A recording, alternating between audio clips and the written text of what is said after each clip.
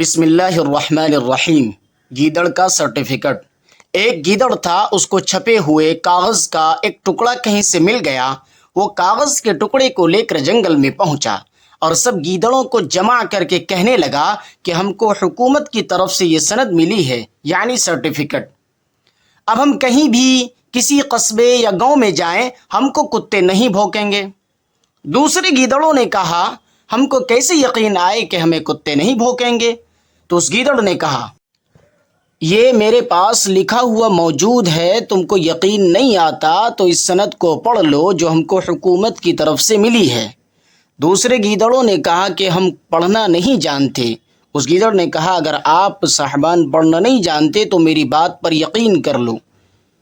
چنانچہ سب گیدڑوں نے اس کی سند پر یقین کر لیا اور سب مل کر پورا ریوڑ کا ریوڑ ایک قصبے کی طرف روانہ ہوا۔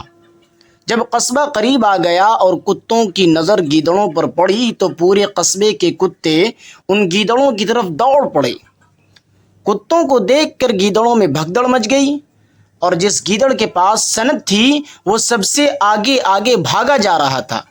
پیچھے پیچھے آنے والے گیدڑوں نے اس سند والے گیدڑ سے کہا، ارے بھائی ٹھہر جاؤ اور اپنی سند ان کتوں کو دکھا دو۔ تو سند والا گیدڑ بھاگتے بھاگتے کہنے لگا، تم سب بھاگتے رہو، یہ کتے جو پیچھے آ رہے ہیں وہ سب کے سب تمہاری ہی طرح ان پڑھ ہیں، ان میں کوئی بھی پڑھا لکھا نہیں ہے۔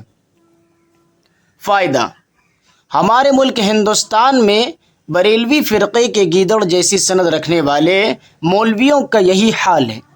خود کچھ پڑھتے لکھتے نہیں ہیں، کسی طرح کہیں سے سند حاصل کر لیتے ہیں، پھر جبہ دستار باندھ کر اسٹیجوں پر بیٹھ جاتے ہیں اور قوم کو غلط باتیں بتا کر جھگڑے فساد کراتے ہیں، تفرقہ ڈالتے ہیں، اور جب قوم میں سے کوئی عقل مند آدمی کہتا ہے کہ مولانا صاحب آپ کی یہ باتیں سمجھ میں نہیں آتی، ایسا نہ ہوگا، تو کہتا ہے کہ تمہیں کیا معلوم، تم پڑھے لکھے تو ہو نہیں۔ ہمیں معلوم ہے کہ دیوبندیوں کی کتابیں کفریات سے بھری پڑی ہیں، اس لیے انہیں ہاتھ بھی مت لگائیے گا اور نہ ان کے علماء کی باتیں سنیے گا، ورنہ کافر ہو جاؤ گے۔ الحاصل پڑھے لکھے نہ ہونے کی وجہ سے خود بھی صحیح بات نہیں بتا پاتے اور نہ پڑھے لکھے لوگوں سے ملنے دیتے ہیں کہ صحیح بات معلوم کر سکیں، چنانچہ خود بھی گمراہ ہوتے ہیں اور قوم کو بھی گمراہ کرتے ہیں۔ اللہ بچائے اس گمراہی سے۔